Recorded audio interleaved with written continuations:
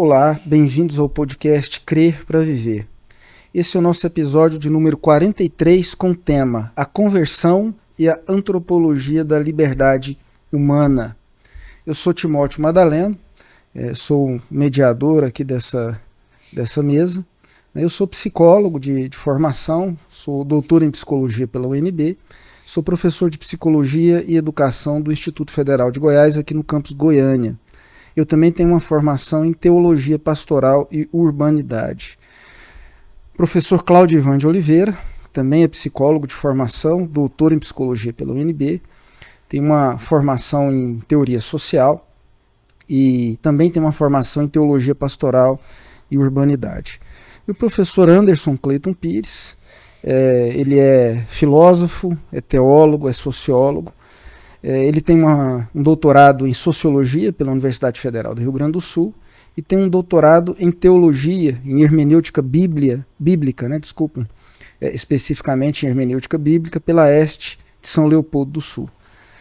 Bem, começando, a gente vai falar hoje de um tema que talvez seja o tema mais importante da fé cristã. Não sei se vocês confirmam essa minha afirmação, né? Mas não é, mesmo sendo tão importante, ele não costuma ser pensado, né, por líderes, por pessoas que ensinam ou deveriam ensinar sobre a fé. Então, liberdade é um conceito central, é um conceito fundamental. E aí eu quero fazer uma ressalva importante. A gente não vai aqui filosofar sobre a liberdade, não é? Ainda que o professor tenha formação em filosofia e tenha um domínio desse tema, a gente está preocupado em tratar desse tema porque ele é relevante para a vida na fé. Então tudo que a gente faz, tudo que a gente conversa aqui está preocupado com isso, porque a gente quer produzir a clareza a respeito de um conhecimento da fé que oriente as pessoas que escolheram viver na fé. A gente falou lá atrás, o justo viverá por fé. Isso é uma das afirmações importantes que tem em relação com o nome do nosso podcast, que é Crer para Viver, né? Então a liberdade, a gente fez uma sequência desde o primeiro episódio, né? Falamos sobre o que é a fé, refletimos sobre o que é a fé, refletimos sobre a conversão, e estamos até hoje com o conceito de conversão. Então nós estamos tratando de temas que são basilares para compreender a vida na fé, porque não basta dizer que é da fé, é preciso compreender como viver a partir dessa referência específica, a fé cristã. Então a gente tem uma pergunta para a gente começar, né? O que é a liberdade humana, afinal de contas? Esse é um tema que, de uma forma ou de outra, ele aparece no nosso cotidiano, né? Se a gente for parar para pensar na nossa biografia, na nossa história, né? Nos grandes temas que nos instigaram ao longo da vida, ou mesmo nas nossas experiências mais sensitivas, né? Sensações que a gente tem diante da vida, a gente vai tentar encontrar o que incomodou a gente, com o que a gente se preocupou. Se a gente souber olhar, a liberdade vai estar lá. Eu cresci numa família muito parecida com uma família, o pessoal define como família tradicional, um pai, uma mãe, 4 irmãos, não é? Meu pai trabalhava bastante, minha mãe cuidava da gente, e a gente todo domingo, mais do que todo domingo, né, era toda terça-feira, às vezes no sábado, no domingo, às vezes 2 vezes a gente ia à igreja. Então a gente cresceu assim, tá, dentro desse contexto. E aí eu me lembro que provavelmente eu comecei a pensar nessas coisas muito cedo, mas começou a me incomodar muito a forma minha ali, ainda muito simplória talvez de entender o que era liberdade, né, ainda meio infantil, já meio adolescente, quando eu comecei a me sentir com uma sensação de que tinha limites demais me prendendo. Hoje eu olho e falo assim, acho que alguns desses limites estavam mais na minha consciência do que lá fora, não é? Mas eu tinha uma sensação, por exemplo, eu posso simplesmente não ir à escola o dia que eu não quiser? E se eu falar para minha mãe e para o meu pai que hoje eu não vou à igreja? Né? E se eu quiser ir para outro lugar? Eu sou livre para isso? Essas coisas lá atrás, elas me angustiavam, né? Eu comecei a desenvolver um desejo muito grande de viajar, por exemplo. Eu lembro que eu era já um adolescente, eu falava assim, eu tenho um sonho que é ir morar na praia, viver na praia. Você fica com aquela percepção de que ir morar na praia é como se fosse viver como um turista, né? A gente não sabe que lá a liberdade, a vida vai se organizar e essa liberdade vai acabar sendo limitada de alguma maneira. Então acho que para mim, lá atrás, a liberdade tinha muito a ver com isso. Eu preciso ir além dessas fronteiras que eu conheço aqui. A gente tinha sempre aquela sensação, bem, eu vivo numa família privilegiada, tem muito afeto, tem união, ninguém brigava com ninguém, não é? A gente se apoia, então era meio que uma família modelo. Em dado momento eu pensei assim, bem, eu não posso fazer muita coisa, porque senão eu vou frustrar essas expectativas, né? Que eu tenho que atender. Então acaba que essas coisas, até que são positivas, começaram a ser percebidas por mim lá atrás como limites para a minha liberdade. Olhando daqui para lá, acho que boa parte de alguns gostos, de algumas buscas que eu fiz, talvez tivesse a ver com essa busca de uma liberdade, ou seja, ela tinha a ver com transcender limites que eu percebia, sendo eles reais ou imaginários, como limites à minha vontade, né, a minha possibilidade de fazer o que eu queria fazer, atender os meus desejos, né? Eu não sei como é a experiência de vocês e como é que vocês veem isso, essa questão da liberdade na própria biografia de vocês. Eu acho que uma ideia de liberdade, ela começou a aparecer para mim na década de 80, não é? Tanto na adolescência quanto no início da juventude. Acho que a experiência do Rock in Rio, do primeiro Rock in Rio no Brasil, no início da década de 80, trouxe um encanto muito grande, especialmente com a maconha, não é? O consumo da maconha no Brasil. Talvez aquele momento ali tenha aberto as possibilidades, estimulado a juventude a essa experiência. Então eu via que um discurso por parte daqueles que consumiam de que eles estavam transgredindo fronteiras. Então a liberdade pareceu já ser entendida por aquela geração como uma racionalidade de transgressão, como uma ousadia para ter experiências que os outros não tinham coragem de ter, né? Aqueles que não experimentavam essa racionalidade transgressiva, essa liberdade. E no início do curso, quando eu fui para a universidade, a graduação em psicologia, também via muitos colegas falando sobre aquelas expressões que eram típicas da década de 80, que hoje a gente ouve muito pouco, né? Uma delas é "eu sou mais eu", né? Parece que a liberdade ali tinha a ver com a apresentação de uma autenticidade do indivíduo que não poderia ser contaminada ou constrangida por qualquer fator ad extra, não é? Qualquer fator coercitivo. Então a liberdade tinha a ver com a apresentação autêntica de um indivíduo não contaminado pela imposição de padrões de identidades. Me parece que são esses os dois momentos em que a ideia de liberdade apareceu para mim pela primeira vez na minha biografia.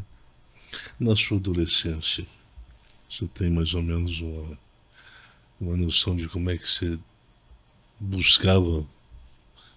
Eu não sei se você já pensava nisso, né? Mas eu penso que em grupo, né? Grupo de adolescentes, a gente sempre está tentando ou expressar uma liberdade maior do que a do meu próximo, do meu amigo, né? Porque liberdade tem a ver com confiança também, né? Quanto mais os pais confiam nos filhos, mais liberdade os pais dão para os filhos, né? Como é que era isso lá? Eu acho que a relação mais tensionada com os pais gerava mais desconfiança, não é? Gerava mais vigilância, mais desconfiança. Então, talvez por ter um contato com uma turma de adolescentes mais rebelde, né? A ideia ali era de afirmação de uma liberdade em relação a um desejo de restrição maior por parte das famílias, dos pais. Quando você entrou para Timóteo, para a universidade, você chegou em algum momento a respirar, aqui é um momento, aqui é um lugar, um espaço onde eu poderei ser mais livre na universidade, bem no início. Essa experiência para mim é um pouco atípica, né? Porque eu acho que o nível de timidez que eu tinha era tão grande que isso era uma restrição à liberdade. Mas eu lembro de olhar para aquele ambiente com um pouco de medo, mas de olhar para aquele ambiente como uma possibilidade, uma esperança de conseguir isso aí. Que eu acho que eu olhava, falava assim, não sei se eu vou conseguir, mas é uma oportunidade de me sentir mais livre. Então, como ideal a ser perseguido, sim, eu tive essa sensação. Bem, essas perguntas elas acabam sendo importantes de serem feitas, porque o conceito é um conceito que não está definido. Veja bem como é que nós vamos ter definições diversas, né? Ou diferentes aqui. Em poucas palavras, professor Timóteo, eu queria que o senhor definisse liberdade humana para quem está nos vendo agora. Bem, poucas palavras. Uma percepção sem uma preocupação de dar uma definição conceitual sim. Mais aprofundada. Eu diria que liberdade seria você poder escolher entre as opções que se colocam. Você não tem uma restrição de fazer essa escolha, para A ou para B, para C. Né? Não tem nada que me impede, se eu quero B, se eu entendo que B é a direção que eu devi ir, nada que me impeça de ir nessa direção. Nada que me constranja a escolher o A quando eu não quero. Eu acho que a minha experiência com o mundo, com a cultura, ao longo da minha biografia, comunicou para mim que liberdade significa operar em uma racionalidade transgressiva, operar em uma racionalidade em que eu não aceito a privação da minha realização, privação do prazer, a privação da satisfação das minhas necessidades, não é? Tem uma música antiga do Raul Seixas que eu acho que comunicou um pouco isso, né? Eu não me lembro o nome, mas acho que algumas pessoas que estão ouvindo vão lembrar dela aqui. Felicidade ou liberdade é um prato cheio de tudo aquilo que você mais quer ou mais gosta. Acho que a liberdade ela é entendida, pensada majoritariamente dessa forma no nosso mundo cultural. Bem, então, diferentes definições, né? Nós temos aqui na nossa mesa, mas quando se analisa o conceito separadamente, liberdade humana, né? Porque o professor Timóteo, na verdade, deu um aporte além, né? Além do conceitual. A definição dele também já é uma definição relativamente explicativa, na qual se inclui também, além da definição semântica do conceito, uma compreensão da relação entre o conceito e uma cadeia de valores que está agregada a esse conceito. Valores definidos a partir de dois grandes, eu diria, dois grandes vultos, né? Da nossa tradição da nossa tradição moral, né? Da moralidade ocidental. O primeiro seria o do bem e o segundo seria o do mal. Esse maniqueísmo, essa forma de enxergar a realidade sempre através desse princípio binário de luz e trevas, né? Bem e mal. Né? Então a liberdade entra aí mais ou menos com a condição sine qua non de fazer uma avaliação sobre as duas ofertas, as duas possibilidades, e então tomar uma decisão sobre qual caminho a seguir, né? Então seria mais ou menos essa a reflexão do professor Timóteo. Já o professor Cláudio, ele trouxe aqui uma reflexão que eu me lembrei um pouco da minha adolescência também, né? Eu me lembro da minha adolescência quando a gente se juntava, né? Lá onde eu morava, no bairro onde eu morava, e aí fazia-se 2 grupos de 5, né? E sempre tinha alguém mais velho que dirigia o carro. E aí entrava 5 moleque com quem dirigia o carro do lado de lá e o outro carro também, mais 5 moleques do lado de cá. E aí a gente ia andar, a gente ia pra terra fazer aquelas molecagens, como é que a gente chamava na época, o carro 360? 360, como é que é o nome daquele lá? Cavalo de pau. Cavalo e de pau, né? 360. Cavalo de pau. A gente ia dar cavalo de pau e tudo, a gente ria e achava que ali a gente estava tendo uma experiência de usufruto da própria liberdade, né? Porque, sobretudo porque a gente estava fora do alcance do olhar dos nossos pais. Isso já dava aquela sensação de estar vivendo uma experiência de liberdade, né? Portanto, a experiência da liberdade, ela passa pela veia da sensação, né? Portanto, a gente se sente livre quando está sozinho, numa pedra, numa montanha, olhando para um horizonte, e ali a gente fica imaginando, puxa vida, seria bom se eu fosse um pássaro, né? Um Fernão Capelo Gaivota, para voar, ir até o céu e depois descer, e etc. Então, a liberdade é isso, é a coisa que se sente, é a coisa que se experimenta de uma outra forma. Para além desse exercício cognitivo, racional, de estabelecer uma reflexão, uma ponderação sobre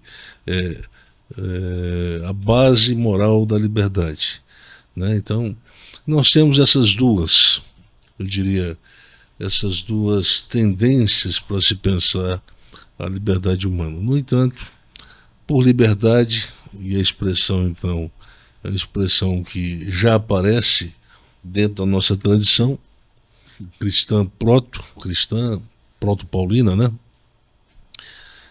Que está ali na epístola que ele escreve à comunidade comunidade cristã que estava na região da Galácia, que ele diz o seguinte: porque foi para a liberdade que Cristo nos libertou. E aí ele usa exatamente a palavra liberdade.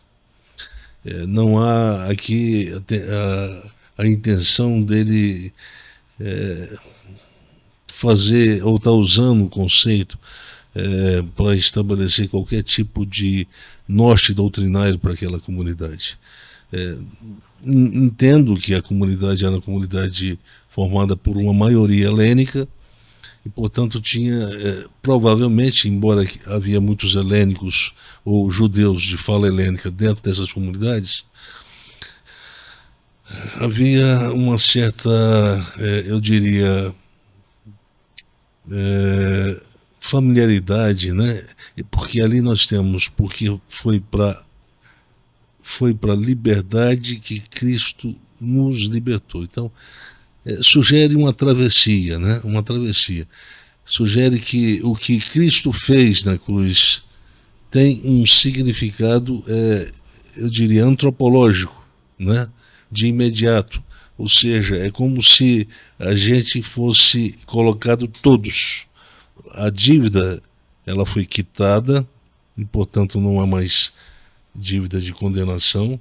Então, a partir dessa condição, a gente então passa a ser reconhecido como pessoas que gozam da liberdade. Portanto, sai da condição de escravos, né? Como era no caso do Egito, em se tratando do povo hebreu. Então, aí se sugere a ideia, porque foi para a liberdade, aí nós temos ali uma preposição. E essa preposição sugere exatamente esse itinerário, uma condição para uma outra condição. Então existe uma polaridade. Se foi para a liberdade que ele nos libertou, então qual era a nossa condição anterior? Escravos. A condição de escravos. E o escravo, ele decide sobre o que ele quer? Não. Ele vai aonde quer? Não. Sobretudo, ele não pode ir aonde quer. Por isso que nós temos, na nossa própria Constituição, uma definição muito clara de liberdade. Poder de ir e vir. Esse poder de ir e vir é um poder que nos foi dado, concedido pela nossa Constituição e sacramentado com o conceito de liberdade. Então ele diz, liberdade é poder de estar aqui e estar ali, de ir e de vir. Então, se é por essa direção, então seria interessante a gente pensar antes de qualquer coisa.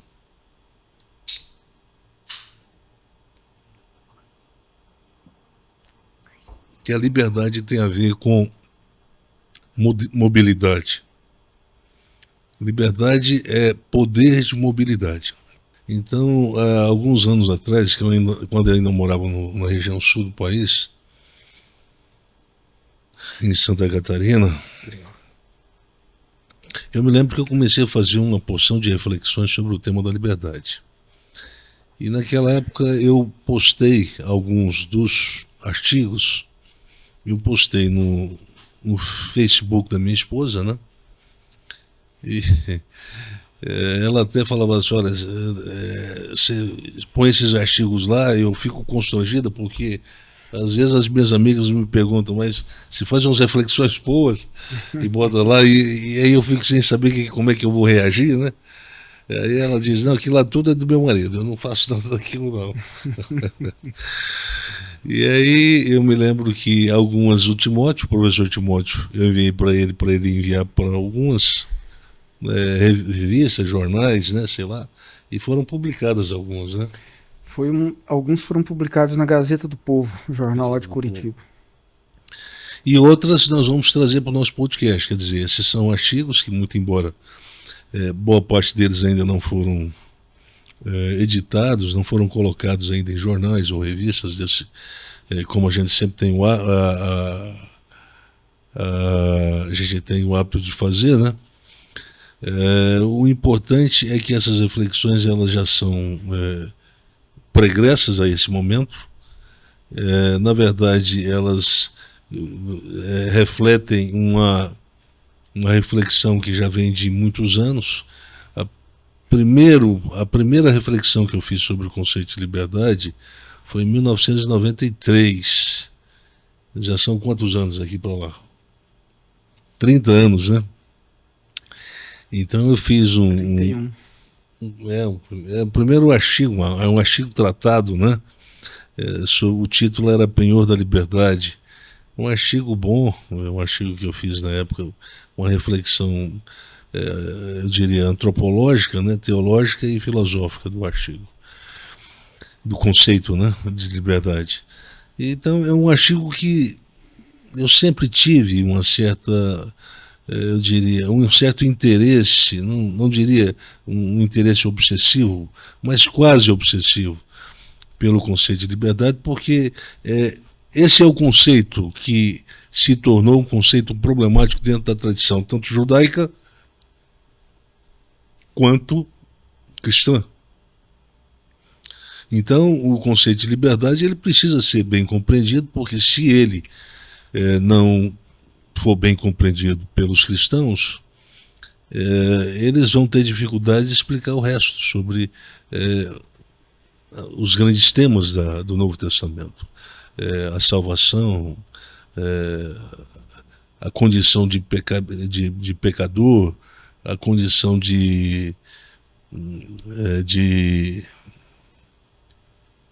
a pecaminosidade da condição humana, né? Quer dizer, a pecaminosidade é uma condição que marca de forma indelével a presença do homem no mundo depois da queda antropológica, né? Então é um conceito emblemático, é um conceito fundamental, mas é um conceito que pouco se estudou dentro das nossas tradições teológicas, né? Dentro das escolas. E nós temos, sobretudo a partir da Reforma Protestante, nós temos várias escolas que tentam pensar a liberdade. Temos a escola luterana, que foi a pioneira. Depois nós temos, que usa o óculos agostiniano também para falar sobre liberdade. Depois vem a tradição calvinista, né? A tradição calvinista também, ela introduz o conceito para pensar a salvação, a teologia dos decretos, a eleição e papapá, né? Aí vem outras tradições, mas aí tradições que vão tentando, ora, afirmar de forma excessiva a presença da liberdade dentro do contexto da antropologia da salvação e da santificação, mas eu li muita sistemática, muita teologia sistemática e muita antropologia teológica também. No entanto, eu ainda acho que tem muitas reflexões que são boas, mas tem muitas reflexões que são trazidas por vários autores que são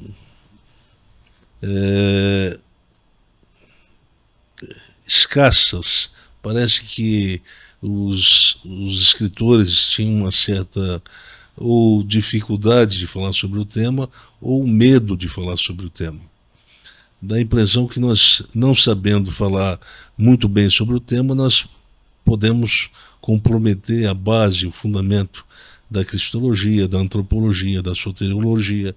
Então, isso tudo aí são problemas que entraram dentro da nossa, eu diria, do nosso itinerário, como pessoas e como cristãos, como aqueles que abraçaram a fé cristã, e outros que tentaram enviesar esse conceito, tentaram promover um diálogo da teologia com a sociologia. Isso não funcionou, da teologia com a filosofia também não funcionou. Então, tanto a tentativa de colocar a teologia ou a antropologia teológica em diálogo com a sociologia e com a filosofia acabou gerando problema. Aí nós temos clássicos, né? Um deles, né, o Barth, o Tillich, são pensadores dentro da área de sistemática e que pensam muito bem o conceito de liberdade, muito embora comete algumas gafes, comete algumas distorções, sobretudo quando vão falar da liberdade. Eles ontologizam demais o conceito, a semântica do conceito, e isso é complicado porque o conceito de liberdade está certo, ele tem que ser pensado em termos ontológicos, mas não só em termos ontológicos, né? Nós temos um problema que nos é colocado sobre a liberdade, muito embora o conceito de liberdade não aparece ali, que é quando o primeiro diálogo na Bíblia é estabelecido. É um diálogo que acontece entre Adão e o Deus, Criador dos céus e da terra. Nós temos lá, no início, criou Deus os céus e a terra. Então, nos informa que existe um Deus. E depois pega esse Deus, desloca ele da narrativa da criação e coloca ele em diálogo com o Adão. E nesse diálogo com Adão, ele então aparece de forma bem incisiva, bem no limite, bem no prólogo, já dizendo, olha, você está vendo que aqui nós temos um horizonte diverso de possibilidades, mas a gente tem que estabelecer um limite para essa liberdade. E aí eu estou achando que quando Deus começa a trazer essa informação para Adão, ele está falando da natureza da liberdade. Muito embora ele não está trabalhando com nem semântica, definição semântica, mas ele está, a forma como ele apresenta a situação, o cenário, a antropologia do cenário, então ele está mostrando como é que a liberdade deve ser compreendida. Se a possibilidade de consumo ela é múltipla, quer dizer, existe, entre aspas, né, muitas possibilidades de consumos e, ao mesmo tempo, existe uma limitação para o consumo. Professor, a gente pode dizer que nessa narrativa, antes de haver a colocação de um limite, dentre todas essas possibilidades, uma delas você não consome, as outras você pode. Antes dessa delimitação e desse veto aparecer na narrativa, o conceito de liberdade não fazia sentido. Pois é, o professor Claudivan colocou uma questão muito interessante aqui. Porque dentro da tradição da antropologia calvinista, eles falam de um homem perfeito antes da queda. E esse homem perfeito antes da queda é um homem que usa perfeitamente a sua liberdade. Só que a liberdade ali, dentro do escopo da reflexão antropológica do calvinismo, é uma liberdade para fazer só o que é bem. O bem, o bom, o sumo bom, como dizia Agostinho, né? Mas o problema é que existe uma dificuldade de entender dessa forma a liberdade, porque ali o homem não precisava de salvação, porque não havia uma queda. Então, quando o calvinismo diz que o homem perde a liberdade, mas ele perde a liberdade e o conceito da liberdade já é pensado num outro contexto. Num contexto onde o homem já precisa da salvação. No primeiro, o cenário é de eu não preciso da salvação, porque não há queda. No segundo, é necessário que se tenha a salvação. Por quê? Porque já existe um cenário e um contexto em que a demanda pela salvação salta aos olhos. Isso torna difícil de se compreender, então, a relação entre o conceito liberdade e salvação, entre liberdade e mobilidade, a liberdade como mobilidade, porque no contexto da pré-queda, os calvinistas dizem, não, ele tem pleno movimento da liberdade. Se ele tem pleno movimento da liberdade, então existe uma ambiguidade nisso aí. Porque o que significa pleno? Todas as possibilidades. Se existem todas as possibilidades para a liberdade, então a possibilidade que se apresenta nessa polaridade bem-mal,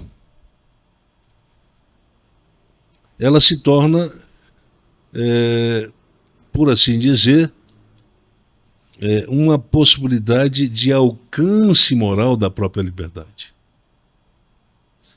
Quando fala-se que existe, aqui está o fruto da árvore do bem e do mal, não se diz aquilo pensando, já que ele tem uma plena liberdade, portanto, uma liberdade que opera só para um lado, então está descartado a hipótese do mal, e ele não vai cair.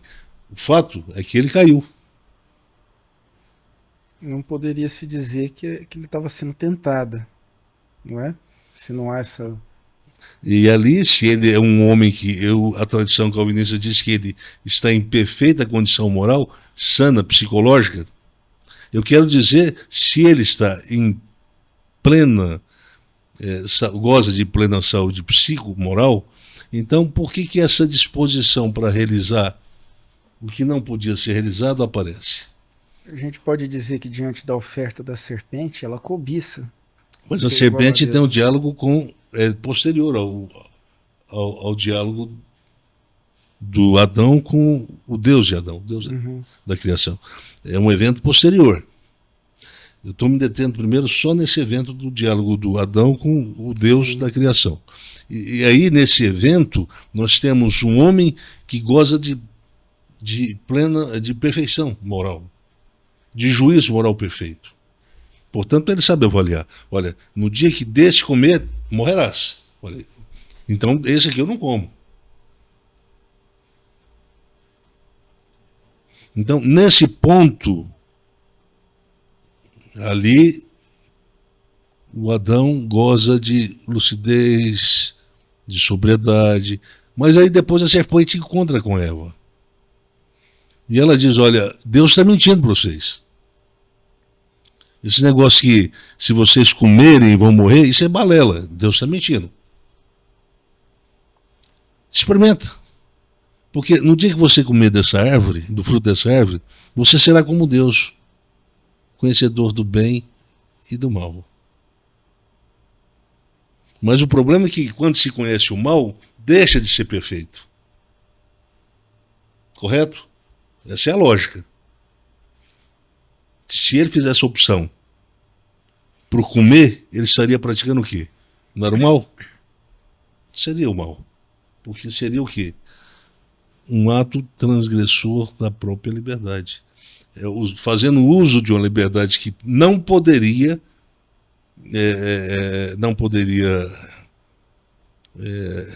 ser seduzida para optar pela a opção de transgressão, de transgredir uma ordem, não comerás, então ele não pode transgredir uma ordem dada por Deus.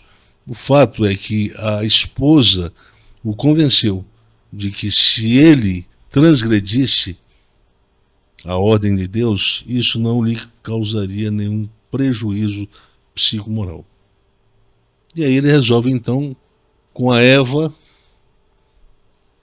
eles fazem um pacto entre os dois ali e resolvem comer o fruto da árvore. Aquilo altera.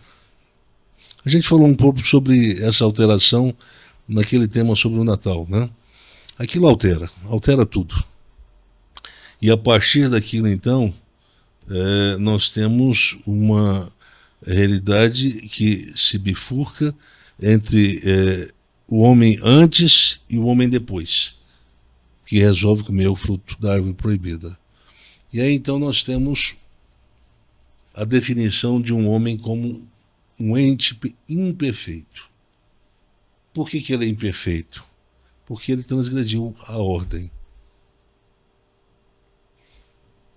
Ele transgrediu a ordem. Ele comeu o fruto da árvore proibida. Deus diz, dessa não comerás. E ele comeu. Porque ele acreditou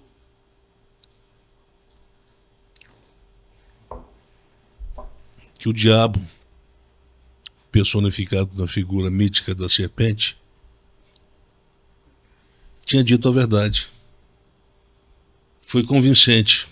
Come, esquece dessa sentença de Deus que você vai morrer. Você vai se tornar como ele. O problema é que aconteceu o oposto disso, né? E a liberdade, então, segundo o sistema calvinista, inexiste como tal a partir daí. Bem, o calvinismo está pensando a liberdade como um dispositivo da psicologia humana no qual a vontade deve exercer a sua expressão em benefício da redenção humana, da própria redenção humana. Então o calvinismo diz, olha, no que diz respeito à redenção humana, a liberdade do homem não tem espaço de operar, como tinha no diálogo com o Deus da criação lá no Gênesis. Depois da queda, o homem não pode mais usar a sua liberdade para escolher se ele quer ou não ser salvo.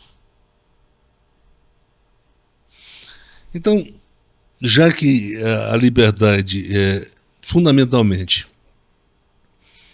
ela não tem mais esse poder de realizar a escolha acerca da sua própria salvação, então o ser humano, ele se tornou um ser privado da própria liberdade. Essa é a compreensão do sistema calvinista. Isso está presente também no Agostinho, no pensamento do Agostinho, e também no pensamento do Lutero. Eles convergem nesse sentido. E o problema é que, bem, se a liberdade é isso aí que o calvinista diz, né, que o calvinismo diz, então a espécie humana, a pessoa humana, ela está privada de eu diria, de um predicado que é fundamental para produzir aquilo que eu diria, de mais essencial, não, de mais fundamental, do ponto de vista do olhar, eu diria, do olhar sadio, um olhar mais, eu diria, sociológico, o olhar onde a liberdade ela faz sentido para produzir um movimento de um eu em relação a um tu. Lembra quando a gente falou dessa quebra dessa unidade? Quer dizer, a unidade, compreendendo que a unidade afetiva é, na verdade, uma construção social, então ela exige uma aproximação do eu do tu. Mas sem a liberdade, essa aproximação não é possível. Sem a liberdade, tanto eu quanto tu ficam privados de se aproximar. E se eles ficam privados de uma aproximação recíproca, significa, então, que ali a humanidade se divide. Ali ela se aliena, ali a alienação se acontece tanto na perspectiva da unidade quanto na perspectiva da coletividade. Da unidade produz a autonegação afetiva. Da coletividade produz alienação afetiva e alienação interafetiva. Então, quando se fala de salvação, veja bem, nós temos que compreender que o que deveria ser compreendido como a grande obstrução, o grande prejuízo produzido pela queda do Adão foi exatamente essa quebra afetiva, que tanto implica a relação do ser humano com o ser humano, da pessoa humana com a pessoa humana, quanto da pessoa humana com Deus, o seu Criador. Essa unidade, tudo que diz respeito ao encontro, à junção de um eu com tu, tudo isso representa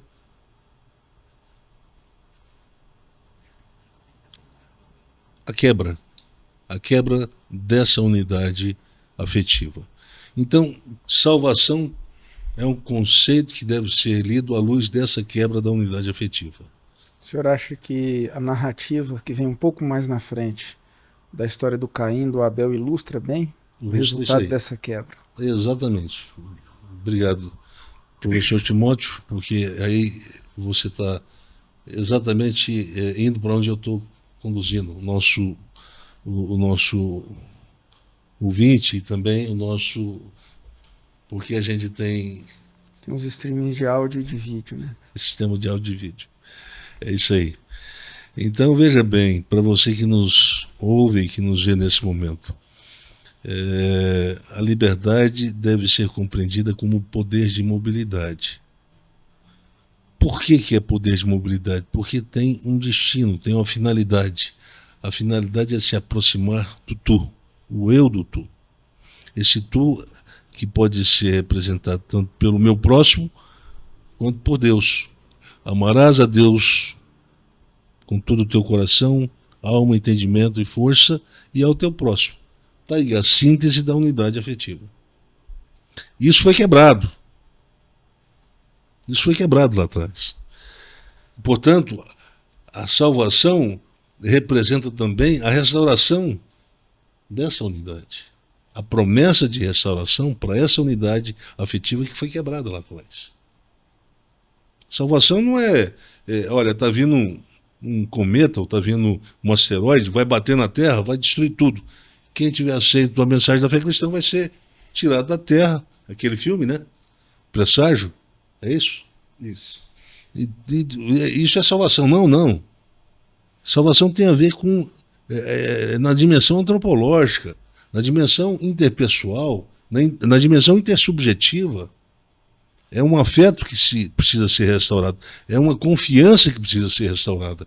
O ser humano precisa voltar a confiar em si mesmo, nele, no próximo.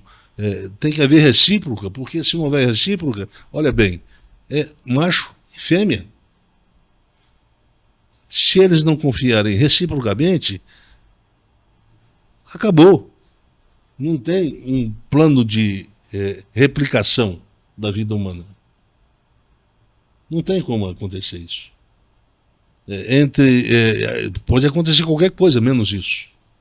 E isso fica bem expresso na experiência do Caim e do Abel. Olha aí, ó. Olha o reflexo dessa quebra da unidade afetiva. Ó. Irmãos. No entanto, um matou o outro. Se matou é porque o afeto, ele não existia como potência que movia um em relação ao outro, baseado no princípio da renúncia e do sacrifício. Mais tarde, no grego do Novo Testamento, essa mobilidade, essa liberdade, como o poder de mobilidade que se orienta para o tu, ela precisou ser destituída de sentimento, de emoção. Porque quando você ajuda o seu irmão de sangue, ou seu pai, ou seu amigo, ou sua esposa, ou seu filho, você ajuda porque existe na sua liberdade um poder de mobilidade eivado de sentimento e de emoção. Do contrário, quando se destitui a emoção e o sentimento desse poder de mobilidade, a sua liberdade não opera para satisfazer a necessidade alheia.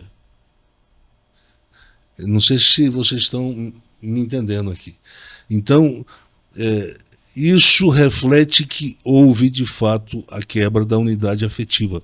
E agora ela precisa se alimentar de sentimento e de emoção para se mobilizar. E se mobilizar em direção a suprir a necessidade de um outro, além de mim. Aí o grego cria um termo completamente novo, o grego do Novo Testamento. Ele cria o ágape. Ele cria o agapau. E nesses conceitos, tanto na forma do substantivo como do verbo, nós temos a ideia de uma mobilidade, ou um poder de mobilidade, que acontece destituído de emoção e destituída de sentimento. Aí Jesus expressa o que significa esse amor lá na parábola do samaritano. Veja bem, o cara nem conhece aquele que está semi-morto. E, no entanto, ele faz o bem. Ele usa a sua liberdade para ir em direção a quem ele não tem sentimento, não tem emoção positiva em relação a ele. No entanto, ele dá tudo que tem para uma pessoa que ele não teve nem a experiência de convivência. Para dizer, olha, eu gosto dele, eu não quero que ele morra. Porque eu gosto dele. Ali não existe espaço para eu gostar, para o sentimento, para a emoção. Faça, evita, e ninguém obriga ele. Ninguém chega lá, ó, vai lá, cara, ó, dá uma força pro cara lá. Você tem dinheiro aí? Vamos ajudar o cara. Ninguém faz isso. É a liberdade compreendida como poder de mobilidade orientada por um valor, e não por um sentimento, e nem por uma emoção. E nem pelo constrangimento da lei. Nem pelo constrangimento da lei. É ato gratuito. Ninguém forçou Jesus subir na cruz, morrer da forma como morreu. Lá no Getsemane ele diz, olha, olha, se é possível, passa de mim esse cálice. Contudo, seja feito conforme a tua vontade. Ou seja, ninguém obriga Jesus a ir para a cruz. E ali ele está expressando exatamente esse poder de mobilidade, que os calvinistas dizem que não existe mais, esse poder de mobilidade em direção a um tu coletivo. Mas um tu coletivo que ele não conhecia. Ele conhecia a comunidade, ele tinha os seus discípulos, a sua mãe, poucos conhecidos. E, no entanto, quem está jogando pedra dele lá, ele está orando e pedindo, intercedendo para Deus perdoar. Ele é capaz de não revidar com a mesma, a implacável emoção negativa daquele marginal, aquele criminoso, um dos criminosos que estava ao seu lado, na cruz, ou no Calvário. Ora, a gente não pensa bem, mas para fazer o bem a gente não precisa gostar das pessoas. A gente não precisa ter emoção forte para falar assim, olha, eu preciso ajudar ele porque eu gosto mais dele. Esse tipo de gostar compromete a eficiência desse poder de mobilidade que é a liberdade. A liberdade, quando depende do sentimento e da emoção, ela se torna anti-liberdade. Porque a liberdade é a capacidade de fazer para o outro, quando está em movimento, em direção ao outro, por causa do outro mesmo. Não há afeto, não há ligação de afeto, de sentimento. Aí o grego vai e inventa um conceito, ágape. Havia só 3 no grego clássico. O cristianismo, a fé cristã, introduz um 4. E os caras não compreendem. Então, ágape é um conceito criado ali. Criado no contexto do Novo Testamento. Do Novo Testamento. Poxa vida. O calvinista está sabendo disso? Parece que não. E, portanto, a liberdade como poder de mobilidade, desde que houve a queda, ele não deixou de existir. Eu vou discordar do senhor Agostinho, eu vou discordar do senhor Lutero e eu vou discordar do senhor Calvino. Pena que eles não podem mais estar aqui para conversar comigo. A gente poderia chamar os 2 aqui. Os 2 não, os 3, né? A gente teria que contratar mais uma câmara. Viu? E aí a gente ia bater um papo aqui nós 3. Vamos ver como é que está esse negócio aí. Esse conceito de liberdade precisa ser bem compreendido.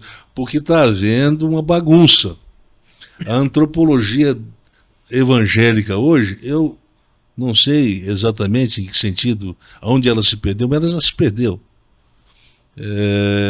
Hoje, quando se fala de liberdade, as pessoas pensam, não, isso aí é um conceito filosófico. Não.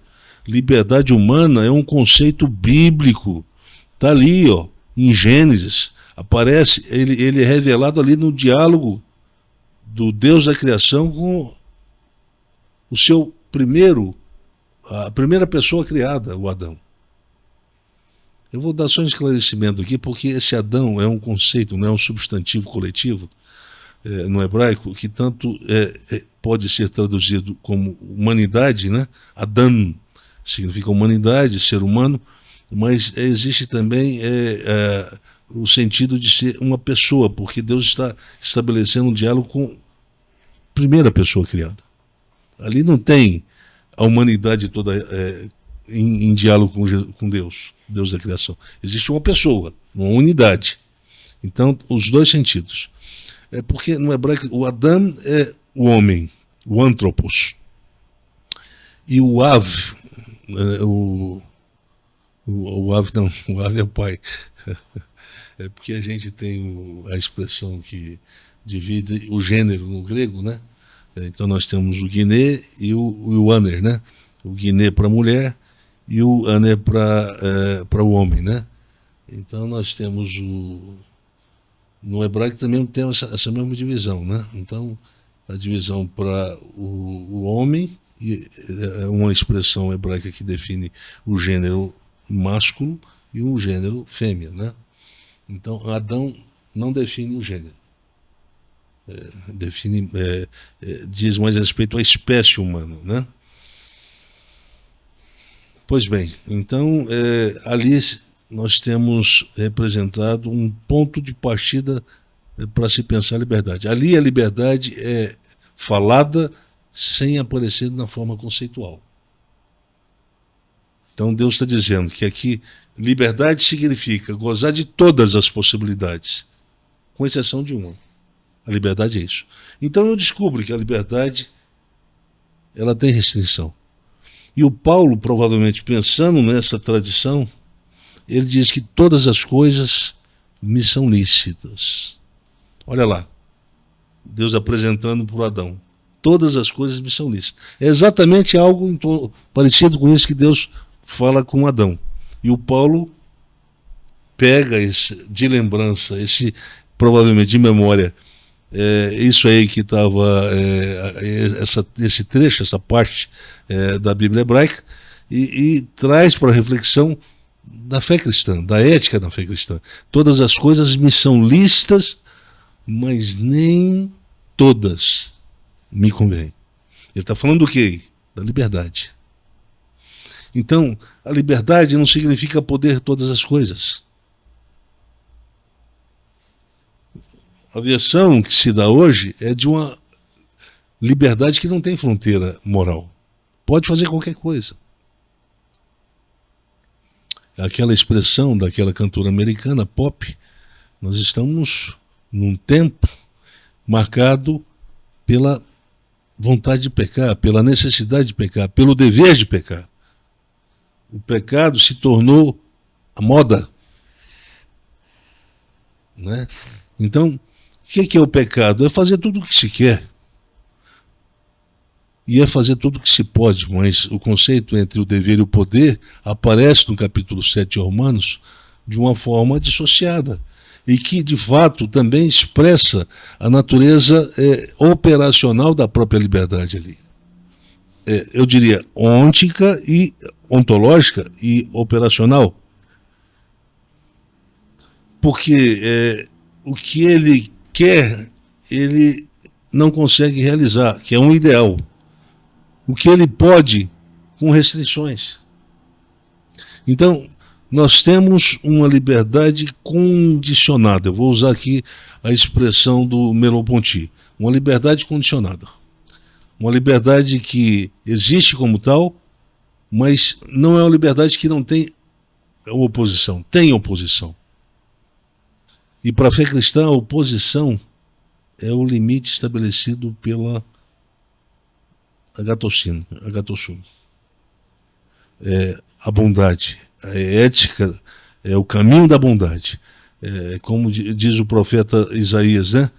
Você siga o caminho do bem. Vocês conhecem o caminho do bem? Então siga o caminho do bem. Siga o caminho da justiça. Siga o caminho da verdade. Esse é o caminho que foi dado. Então, quando Jesus é estabelecido como a grande referência, lembra-se daquela referência da serpente que é levantada no deserto para salvar os hebreus de quando eram picados pelas serpentes, pelas cobras. Então, é algo parecido.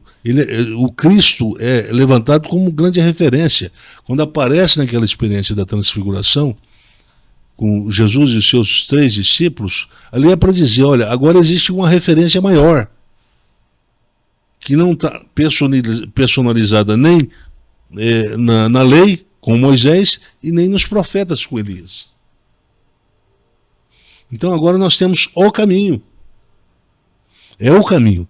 Eu sou o caminho, Rodós, ou Rodós. É só esse, é o caminho, é no singular. A expressão ali é no singular e, portanto, não é um caminho alternativo. Jesus é a única possibilidade de se realizar a liberdade.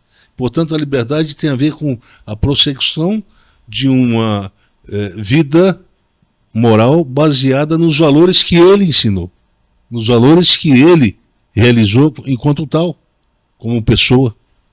E, portanto, isso é referência para mim. Isso é referência para o meu poder de mobilidade, para a minha liberdade. Vocês querem fazer alguma pergunta? Baseado nisso? Por enquanto eu estou processando as informações aqui. Sim. Eu acho que quem está nos ouvindo está acompanhando com uma certa atenção, né? Inspira mais concentração, né? Mas acho que também não é nada de complicado. Não é uma coisa impossível de se compreender. Eu tento facilitar, mas o tema é um tema complexo. A liberdade é um tema confuso. É um tema que, infelizmente, deveria ser tratado com mais seriedade no púlpito das comunidades, mas as pessoas mal falam do tema da liberdade. E quando enviesam o tema da liberdade, enviesam o tema da liberdade para a política. É liberdade de expressão, é liberdade econômica. Eu sei que, tudo bem, vamos defender isso aí também, se quiser. Agora vamos falar de liberdade nesse outro sentido, que é o mais importante, que diz respeito à pessoa, mano, à sua psicologia, a psicologia da sua vontade. Por quê? Porque nós estamos vivendo, nós estamos vendo uma geração se perder do ponto de vista moral. Uma geração inteira caminhando para a morte pelas escolhas que elas estão fazendo. Porque acham que podem tudo. Porque acham que querem tudo. Eu lembro de uma pessoa mais nova chegar para mim e falar assim, olha, eu quero ser respeitado nos meus erros, eu quero que respeitem os meus erros, porque eu quero aprender com eles. Não, preste atenção. Isso é enganoso. Essa fala, ela é uma fala perigosa. Por que se fala que os pais devem ser respeitados e honrados? Porque eles carregam um tipo de conhecimento que só com a experiência é possível ser obtido. Portanto, você tem que ter cronos, você tem que ter cronos e kairos. São duas modalidades de tempo que tem que ser incorporado no processo da vida. É o tempo vivido qualitativamente e o tempo vivido cronologicamente. Se essas duas variáveis estão presentes na maturação e na maturidade, significa que o filho não pode ensinar o pai. Isso é inversão. Portanto, o pai não pode estabelecer uma relação de amigo com o filho, mas de alguém que seja capaz de orientar o filho. Se o pai caiu num determinado erro de natureza moral lá atrás, ele tem que dar condições para o filho não ter a necessidade de provar a mesma experiência. Por isso ele usa da sua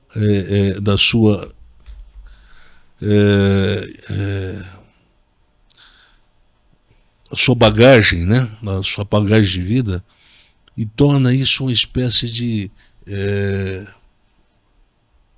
formação diferenciada. É uma formação que não passa pelo viés da universidade, mas é uma formação que tem a consistência que muitas vezes a formação da universidade não dá. Por isso que o autor, o Hakam é a figura que está ali sempre presente no Provérbios. Hakam é o sábio. Ele tem a função de pai também. Ele orienta o filho. Ele orienta não é só como mestre, ele orienta como pai. Significa filho meu, preste atenção. Ali não é o pai que está falando, ali é o mestre. Trata o discípulo como um filho. Mostra para o discípulo algo que o discípulo ainda não consegue enxergar. Professor, e nesse mundo que a gente vive, esse mundo pós-iluminista, em que a liberdade foi confundida com autonomia, autonomismo, não é? Equivocadamente confundida com autonomismo, a disposição para ouvir a orientação do outro se torna praticamente nula. Porque o que se pensa é que a orientação do outro é uma forma de heteronomia que interfere na minha própria autonomia e no meu próprio poder de decisão, sem nenhum constrangimento externo, não é? Sim.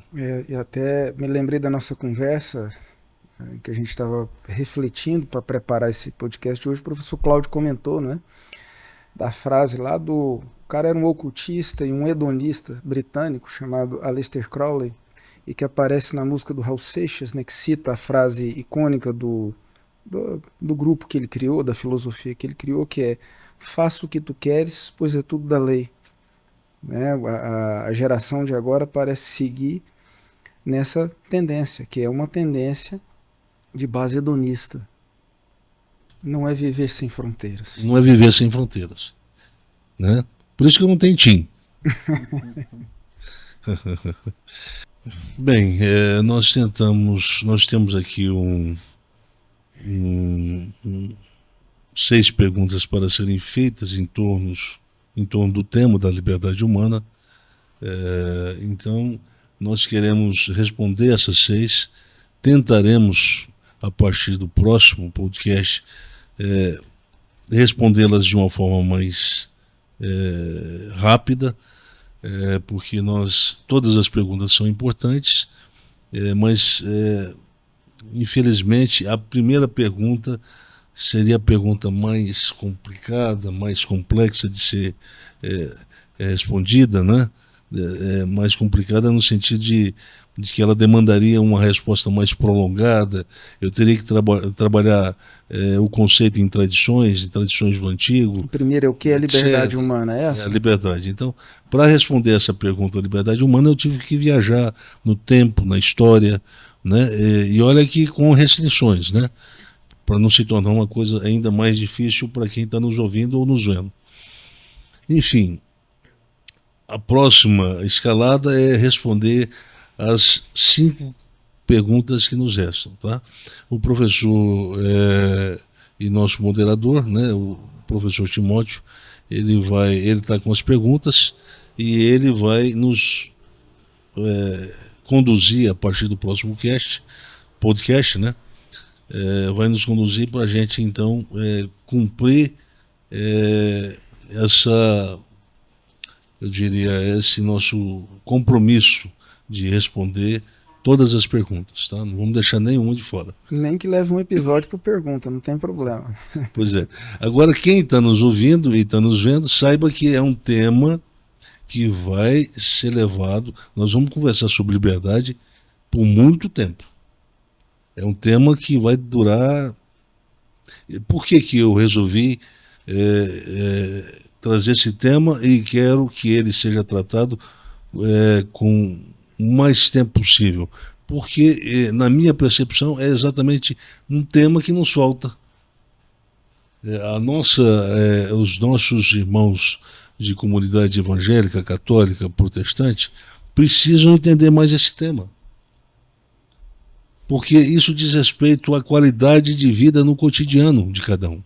Então, se compreende corretamente o tema, vai ter uma qualidade moral de vida cotidiana que vai, em termos comparativos, representar algo em termos de saúde ontológica.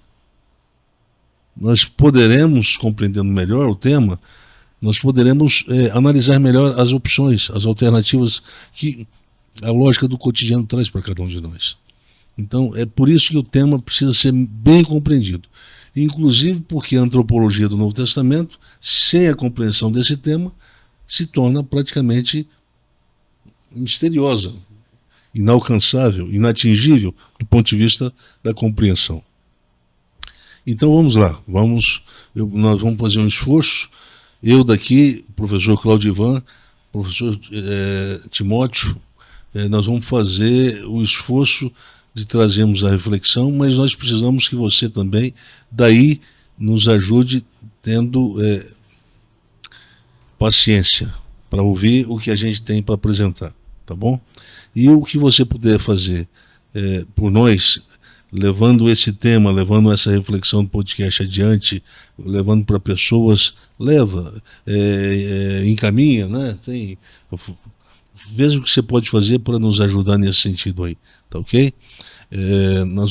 Quero passar a palavra agora para o professor Cláudio. Tem algo para falar? O tema vai demandar muito tempo, né? Mas, como o professor Anderson disse, ele é um tema sem a compreensão do que é liberdade, nós não podemos compreender a própria fé cristã e a vida na fé cristã. Então será necessário o nosso esforço e a disponibilidade de quem nos acompanha para haver um esforço para a compreensão. Eu acho que, uma consideração, eu fico pensando, né? Eu cresci numa igreja, então eu li a Bíblia muito cedo, porque eu ia à igreja, ouvia as pessoas falando sobre os temas, eu despertei o interesse por isso muito cedo. Eu tinha um incentivo muito grande em casa para ler a Bíblia. E eu devo ter lido a Bíblia aí umas 2 vezes ao longo da vida, no máximo 2 vezes inteira, né? E enquanto eu escuto as reflexões, eu participo como ouvinte também, eu vejo a falta que faz a gente ler com compreensão, a diferença que seria se esses temas fossem compreendidos e se a leitura daquilo fosse feita com essa luz, com essa compreensão. Eu acho que daria um outro sentido. Então eu acho que isso diz muito sobre o nosso objetivo aqui. A gente está dizendo que só é possível viver de fato, e no caso, ser livre, né, a partir da fé, tendo Jesus como modelo e os valores dele como modelo. Então, tudo bem. Então a gente quer promover o quê? Saúde ontológica, numa perspectiva específica que a gente acredita. Então eu acho que a compreensão de conceitos que a gente já tratou até agora, e agora esse conceito de liberdade, tem esse sentido de produzir uma compreensão, uma clareza a respeito de como se vive com saúde como cristão no mundo. Eu acho que essa é a nossa intenção. Eu acho que o ouvinte, e eu acho que mesmo quem vai no YouTube, né, eu faço muito isso, que é colocar o celular aí do lado e ouvir, ao invés de assistir, então todo mundo eu vou chamar de ouvinte. Eu acho que o ouvinte, tendo esse objetivo, ele pode desenvolver uma disposição maior, de dar um sentido para ouvir o que a gente está dizendo aqui. Porque o que a gente está fazendo é diferente no seguinte sentido. A gente não está aqui para chamar alguém para ir a um templo, a uma igreja. Não estou dizendo que é errado fazer isso, mas não é o nosso objetivo. A gente quer prestar uma contribuição maior, mais ampla, e que pode servir, né, as pessoas nesse sentido. Olha, como é que eu vivo como cristão no mundo? E que liberdade é essa, né, a partir da qual eu faço escolhas como cristão no mundo? Conceitos como salvação, né, que foi tratado aqui hoje. Então, o estudo eu acho extraordinário. Eu considero isso um presente. Quem considerar isso como um presente é uma coisa que você quer distribuir, né, na fé. Então, esse é o sentido de compartilhar. E quando compartilhar, chamar as pessoas, olha, tem um pouco de paciência para ouvir a reflexão completa, porque tem muito a ganhar. E o fato disso ficar registrado nos dá uma vantagem. Aquilo que você não compreendeu, você escuta de novo, com calma, devagar, né? Eu acho que isso é interessante. Se a pessoa tem uma dúvida legítima e ela pode fazer isso de forma respeitosa, ela pode mandar uma pergunta, né, para ser tratada aqui. Bem, então eu acho que para terminar a gente pode deixar um gancho para o próximo episódio, apresentar para deixar aberta a pergunta que a gente vai começar, né, na semana que vem. Vamos lá, a pergunta que vai ser o ponto de partida do próximo episódio é: a liberdade, né, disso que a gente está falando, ela é constitutiva da pessoa humana ou ela foi concedida por Deus para produzir mobilidade à consciência do ego? Esse é o ponto de partida do próximo episódio. Bem, eu agradeço aqueles que ficaram com a gente até aqui, espero que tenha sido para vocês tão instigante e a contribuição tão grande como foi para mim aqui. Quero ouvir com atenção esse episódio de novo depois, né? E espero contar com você e com a sua divulgação para outras pessoas, né? Até o próximo episódio.